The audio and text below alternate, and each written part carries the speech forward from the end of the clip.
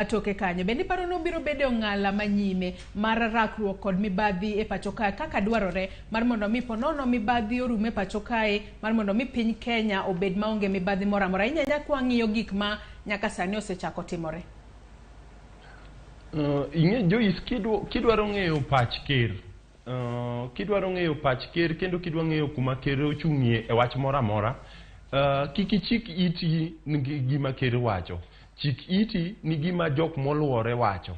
To ng'ano moluoro kerwa masani, jok moluoro kerwa masani gin kaka Senator Chergei ma Kericho. To kineno gima Senator Chergei ma Kericho nyoro nowacho no onge kumoro amora e katiba ma president ama ker omi responsibility mar gore gi weche mag corruption ama weche mag mibadhi.